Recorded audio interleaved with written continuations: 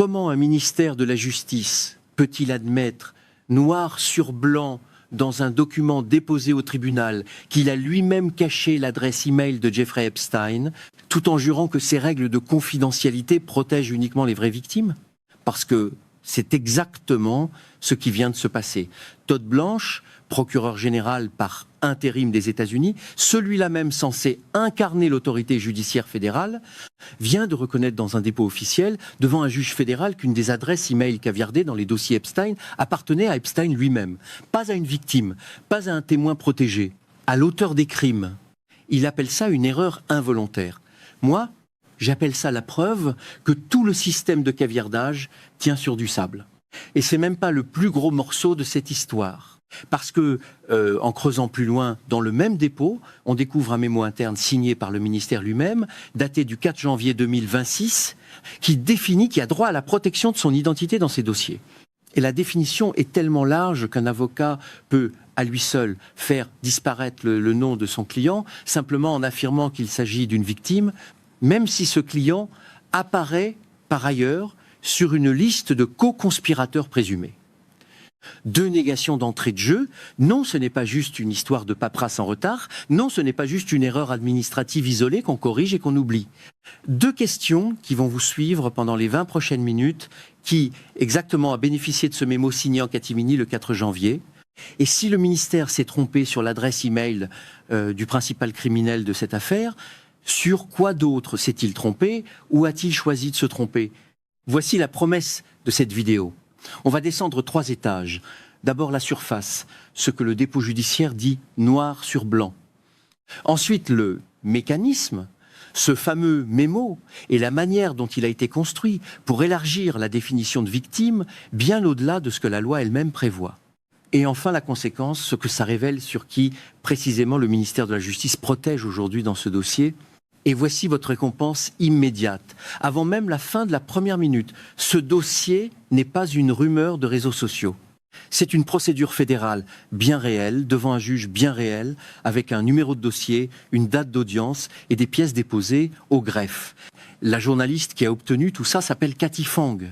Elle a poursuivi Todd Blanche personnellement, en sa qualité officielle, pour obtenir l'application d'une loi votée par le Congrès et signée à contre-cœur par Donald Trump lui-même en novembre dernier, l'Epstein Files Transparency Act.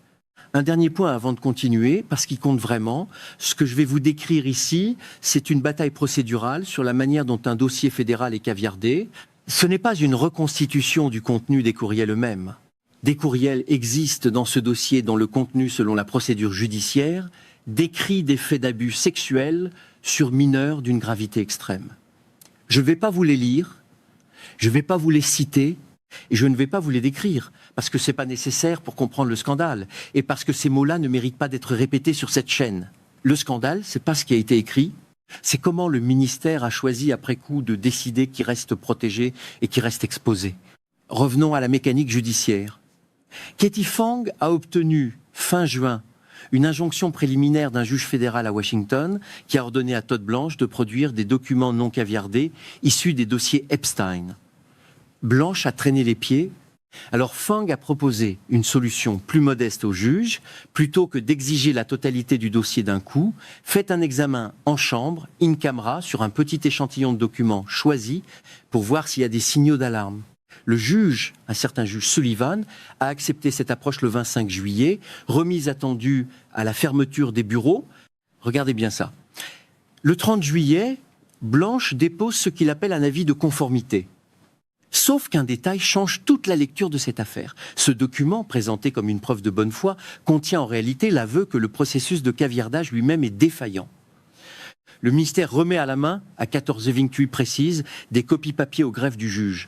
Et dans les justifications qui accompagnent ce dépôt à propos d'un document numéroté EFTA 0118799, Blanche écrit que le texte caviardé contient l'identité d'une victime telle que définie dans un mémo intitulé Protocole d'examen des avocats pour les dossiers Epstein, daté du 4 janvier 2026. Puis vient la phrase qui a tout fait basculer. Après un examen plus approfondi, une erreur involontaire de caviardage a également été découverte concernant l'adresse e-mail d'Epstein lui-même, depuis corrigée. Vous trouvez vraiment que c'est une coïncidence que ce genre d'erreur touche précisément l'adresse email du principal auteur des faits dans un lot de 8 documents seulement soumis à examen? Bon, à ce stade, on pourrait se dire que c'est réglé, une erreur reconnue, corrigée, fin de l'histoire. C'est même presque rassurant, non? Sauf que non. Parce que si le ministère s'est trompé sur un fait aussi simple à vérifier qu'une adresse email appartenant à l'homme au centre de toute l'affaire, dans un échantillon de 8 documents seulement choisis pour test, la vraie question devient arithmétique, pas morale. Sur combien de milliers d'autres pages, jamais soumises à ce genre d'examen, ligne par ligne devant un juge, ce même type d'erreur s'est-il produit sans que personne ne le remarque? Petit détail important qu'il faut garder en tête ici. La loi qui encadre tout ça, l'Epstein Files Transparency Act, précise noir sur blanc qu'un caviardage ne peut pas servir à épargner de la gêne, de la honte ou une humiliation politique à qui que ce soit. Elle liste des catégories précises et étroites de personnes qu'on peut protéger. Et pourtant, dans ce même dépôt, Blanche justifie le maintien du caviardage sur un autre courriel, celui que Katie Fang surnomme, sans jamais en citer le contenu à l'antenne, l'email de la vidéo de torture, en affirmant qu'il s'agit simplement d'une adresse email privée sans intérêt public à divulguer. Sauf que cette adresse appartient, selon la procédure, à quelqu'un identifié comme auteur potentiel de faits contre des victimes d'Epstein et de Ghislaine Maxwell. C'est pas une adresse email privée quelconque qu'on protège par courtoisie. C'est l'identité d'un possible acteur des faits, protégé par un ministère qui a juré publiquement protéger les vraies victimes. Cette impression que vous aviez en entendant parler d'un simple retard administratif dans ce dossier Epstein, qu'on vous racontait une version édulcorée de la réalité, elle était fondée, pas exagérée. C'est là que le tableau change vraiment et qu'on doit parler du fameux mémo du 4 janvier 2026. Il faut savoir un truc sur la manière dont les administrations fédérales fonctionnent. Quand une loi existe déjà et fixe des règles claires, une administration ne peut pas simplement écrire son propre mémo interne et s'en servir comme s'il avait la même valeur que la loi votée par le Congrès. C'est pourtant exactement ce que ce document fait. Le ministère y définit lui-même qui compte comme victime dans les dossiers Epstein. Et cette définition ne se limite pas aux personnes identifiées par une enquête criminelle. Elle inclut aussi, je cite la logique du document, toute personne qui s'est identifiée elle-même comme victime ou victime potentielle à travers les poursuites contre Epstein et Maxwell ou en le signalant simplement au ministère. Autrement dit, il suffit qu'un avocat contacte le ministère et affirme que son client est une victime pour que ce client obtienne automatiquement le même bouclier de confidentialité qu'une survivante identifiée par une enquête fédérale, même si ce client apparaît, par ailleurs, sur une liste de co-conspirateurs, même si ce client est visé potentiellement par la même enquête. Le mémo protège l'identité de quiconque affirme être une victime, sans jamais vérifier si cette personne ne serait pas en réalité l'un des bourreaux. Voilà l'insight moment de ce premier fil de preuve, et il ferme ce premier chapitre en ouvrant un deuxième, bien plus vaste, parce qu'à ce stade, presque personne ne relève un détail pourtant énorme. Dans ce même dépôt, sur au moins 6 des 8 documents examinés, Blanc justifie le caviardage exactement de la même façon, avec la même formule, mot pour mot recopiée. La personne est représentée par un conseil, et ce conseil a demandé que son client soit traité comme une victime. 6 fois sur 8, c'est pas une exception qu'on applique avec prudence au cas par cas. C'est devenu la procédure par défaut. Le vrai problème commence ici, parce que le mémo lui-même ne s'arrête pas aux personnes ordinaires. Il s'étend aussi, d'après ce même dépôt, au personnel des forces de l'ordre, apparaissant dans certains échanges de courriels, sans que cette catégorie soit prévue nulle part dans la loi votée par le Congrès. Alors pourquoi ça s'est passé comme ça? Parce qu'une fois qu'un ministère se donne le droit d'écrire lui-même les règles du jeu, rien ne l'empêche d'élargir la liste des personnes qu'il choisit de protéger, tant que personne d'extérieur n'a accès au dossier complet pour vérifier. Attardez-vous une seconde là, dessus, parce que ce détail-là mérite qu'on s'y arrête vraiment. Ghislaine Maxwell, condamnée, et Leslie Groff, une ancienne collaboratrice d'Epstein régulièrement citée dans ce dossier, apparaissent toutes les deux nommément, sans caviardage, dans ces documents. Selon Blanche, c'est simplement parce que Groff, contrairement à d'autres personnes du même lot, n'a jamais demandé à être traité comme une victime. Ce qui veut dire, si on suit la logique du ministère jusqu'au bout, que la différence entre apparaître à visage découvert dans ce dossier fédéral et disparaître derrière un rectangle noir ne tient à aucun critère judiciaire vérifié, elle tient à un simple coup de téléphone d'un avocat. Le mécanisme qui protège les vraies victimes est devenu, sans qu'aucune loi ne le prévoie, une case à cocher que n'importe quel avocat peut cocher pour n'importe quel client. Attendez, avant d'aller plus loin, il faut être honnête sur l'argument le plus solide de l'autre côté, parce qu'il existe vraiment, et il ne faut pas le caricaturer. L'argument le plus solide de l'autre côté, c'est que protéger l'identité des survivantes d'abus sexuels pendant un processus de divulgation aussi sensible que celui-ci est un intérêt gouvernemental parfaitement légitime et pas seulement une posture politique. Les tribunaux américains autorise d'ailleurs très régulièrement des caviardages d'identité de victimes, même face à des demandes de transparence publique fortes, précisément parce que exposer une survivante d'abus sexuels sans son consentement peut causer un préjudice réel et durable. Ce principe-là, il faut le défendre, pas le balayer. Ce n'est pas ce principe que Katie Phang attaque, et ce n'est pas ce que cette vidéo attaque non plus. Ce qui est attaqué ici, c'est un point beaucoup plus étroit et beaucoup plus vérifiable, qui précisément a le droit de se qualifier lui-même pour cette protection sous les propres critères que le ministère s'est donnés.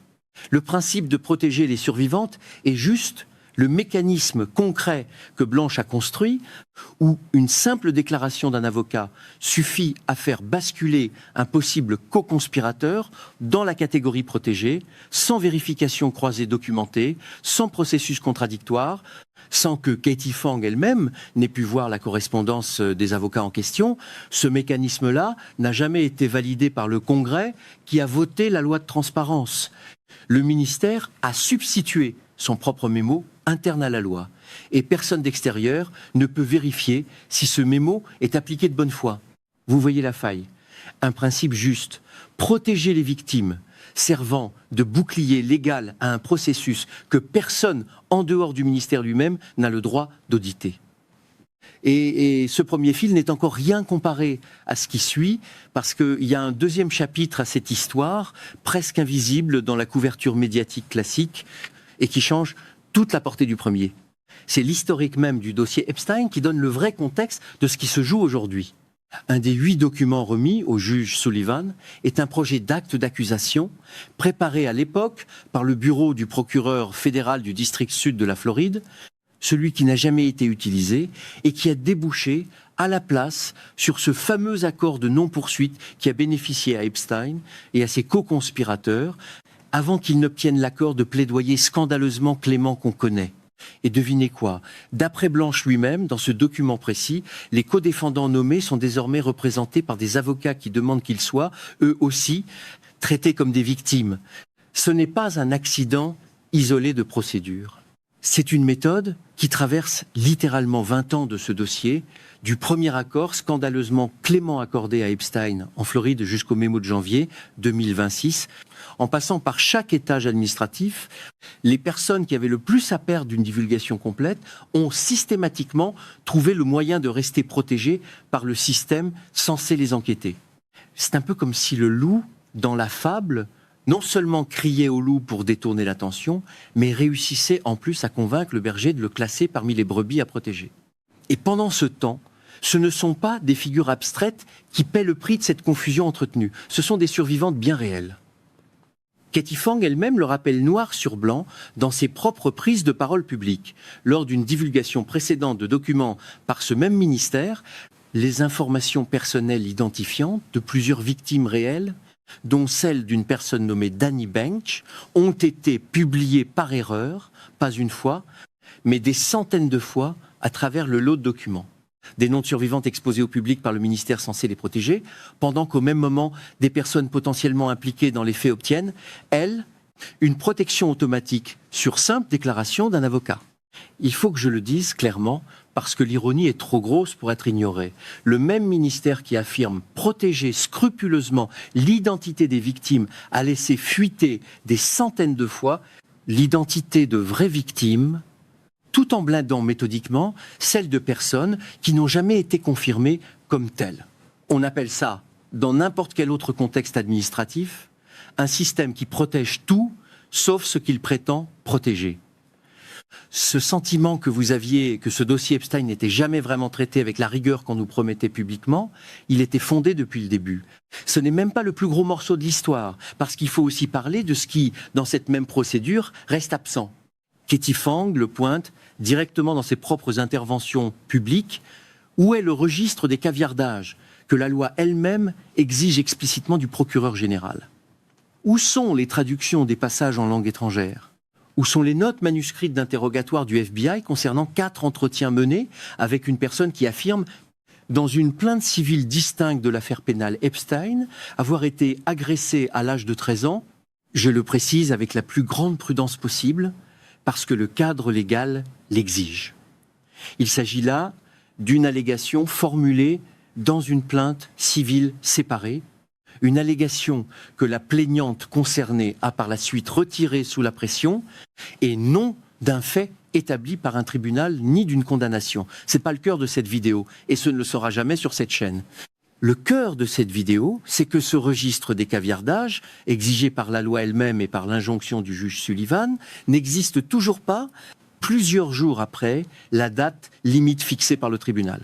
Sérieux, on nage en plein délire administratif quand le document que la loi exige explicitement, celui qui permettrait justement de vérifier si le mémo du 4 janvier est appliqué équitablement, est précisément celui qui manque à l'appel. Petite précision qui a son importance ici, parce que la mécanique juridique compte autant que les faits eux-mêmes. Katie Fang n'a jamais eu accès à aucun moment aux 8 documents non caviardés remis au juge Sullivan. C'est le principe même de l'examen, en chambre, in camera.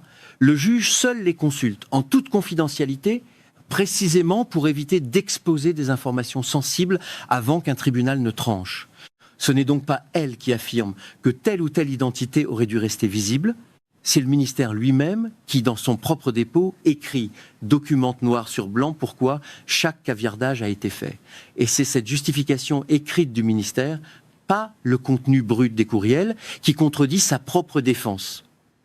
Il poursuit devant les tribunaux fédéraux pour prouver sa conformité à la loi de transparence, tout en refusant de produire le seul document, le registre des caviardages, qui permettrait justement de vérifier cette conformité. En clair, on nous demande de croire sur parole exactement la partie qu'on ne peut jamais vérifier. Il faut revenir maintenant à la question de départ. Comment un ministère peut-il admettre avoir caché l'adresse email d'Epstein lui-même, tout en jurant protéger uniquement les vraies victimes? Vous êtes venu pour une histoire d'erreur administrative isolée. Vous repartez avec la preuve d'un système entier, construit par le ministère lui-même via un mémo interne jamais validé par le Congrès, qui a transformé la protection légitime des survivantes en un bouclier disponible sur simple demande d'un avocat, y compris pour des personnes qui apparaissent sur des listes de co-conspirateurs. Ce que je sentais depuis le début sur ce premier fil, l'erreur sur l'adresse email d'Epstein, c'était vrai. Et sur ce deuxième fil, le mémo du 4 janvier et les 6 justifications identiques sur 8 documents, c'est encore pire que ce que ça avait l'air au départ. Ce n'est pas de la maladresse administrative répétée par hasard. C'est une manière de faire documenter noir sur blanc dans les propres dépôts du ministère. Et répétée assez souvent pour ne plus pouvoir être qualifié d'accident. Ce qui devrait nous inquiéter, franchement, ce n'est pas seulement ce petit lot de 8 documents examinés par un seul juge un vendredi après-midi de juillet. C'est de savoir combien de milliers d'autres pages, dans les millions déjà publiés ou encore retenus par ce même ministère, ont été façonnées par ce même mémo, sans qu'aucun juge, aucune journaliste, aucun citoyen n'ait jamais eu l'occasion de vérifier si la personne protégée derrière chaque rectangle noir était vraiment une survivante ou simplement quelqu'un dont l'avocat savait quoi dire au bon moment. Et rien ne dit que ça s'arrête là. Un special master doit désormais se pencher sur l'ensemble du processus. Le juge Sullivan garde en main la possibilité d'imposer une amende quotidienne au ministère pour non-conformité. Et Katie Fang elle-même le rappelle. Cette injonction préliminaire n'est qu'une fraction de sa procédure complète qui vise la publication de l'intégralité des dossiers avec des caviardages appropriés, pas des caviardages choisis à la carte par un mémo interne.